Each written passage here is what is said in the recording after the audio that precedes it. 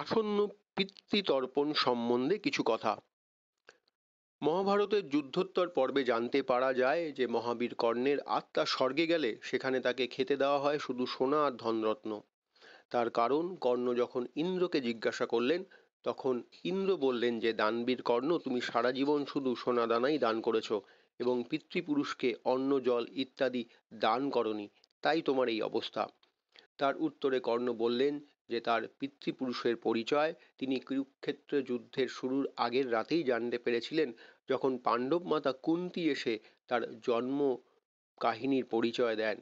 কিন্তু কুরুক্ষেত্রের যুদ্ধে ভ্রাতা অর্জুনের হাতেই তার শরীরের মৃত্যু হয়, সেই হেতু পিতৃতর্পণ তিনি করতে পারেননি।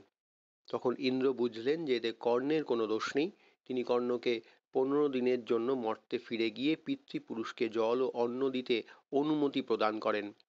ইন্দ্রের কথা মতো এক পক্ষ কাল ধরে মহাবীর কর্ণ মর্তে অবস্থান করে জ্যেষ্ঠ পুত্রের কর্তব্য পালন করে পিতৃপুরুষদের অন্ন জল প্রদান করেন এবং নিজের পাপ দূর করেন। সেই পক্ষটি পরিচিত হল পিতৃপক্ষ নামে।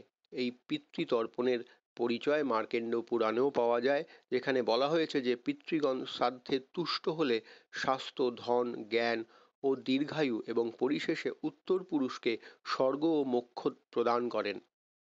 এবারের পিতৃপক্ষটি হল সেপ্টেম্বর মাসের 7 তারিখ থেকে, অর্থাৎ পূর্ণিমা থেকে আসছে সেপ্টেম্বর 21 তারিখ পর্যন্ত।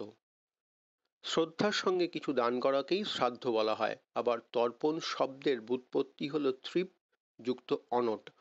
তৃপ ধাতুর অর্থ তৃপ্তি সাধন করা।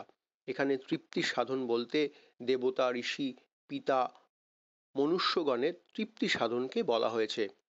সাধারণভাবে মৃত পূর্বপুরুষগণকে জলদান ও তিলদান করাকেই তর্পণ বলা হয়। আমাদের পিতা, মাতা কিংবা পূর্বপুরুষ না থাকলে আমাদের এই জন্মই হতো না।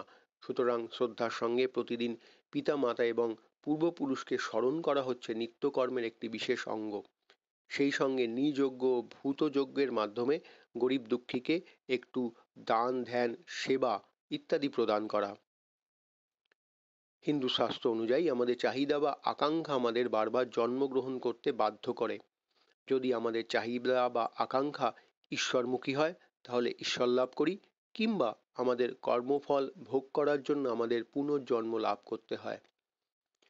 তিল দানটি হলো ক্ষুদ্রতার প্রতীক, অর্থাৎ যদি আবার পূর্বপুরুষদের কারোর পুনর্জন্ম লাভ হয়েও থাকে তাহলে তার জাগতিক আকাঙ্ক্ষা যেন তিল সমান, অর্থাৎ খুবই সামান্য, বাকিটা যেন ঈশ্বরমুখী হয়ে সে মুক্তি লাভ করতে পারে।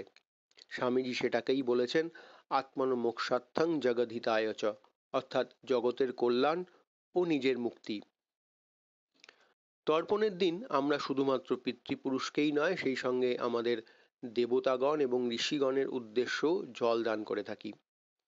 আগামী 21শে সেপ্টেম্বর রবিবার পিতৃপক্ষের শেষ অর্থাৎ আমাবস্যা এবং পরের দিন দেবী পক্ষের শুরু অর্থাৎ আসন্ন দুর্গাপুজো।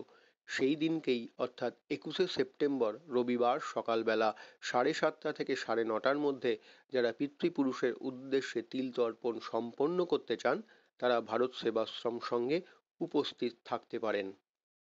সঙ্গে কি কি আনতে হবে? একটি ছোট অ্যালুমিনিয়ামের ফয়েল ট্রে, যেখানে আমরা তর্পণ করার পর জল ইত্যাদি ফেলতে পারি। সঙ্গে ওয়ান টাইম ইউজ করা কিছু বাটি, চামচ বা গ্লাস, যেখানে জল, ফুল, তিল, একটু চন্দন ইত্যাদি আমরা রাখতে পারবো। পারলে গঙ্গা জল এবং ফুল নিয়ে আসবেন এবং একটি বসার আসন অবশ্যই আনবেন। যারা আশ্রমের এই শুভ কাজটির জন্য ফলমূল, ভুজ্জি ইত্যাদি দান করতে চান তারাও সেগুলো নিয়ে আসতে পারেন, তবে সেটা বাধ্যতামূলক নয়। নমস্কার।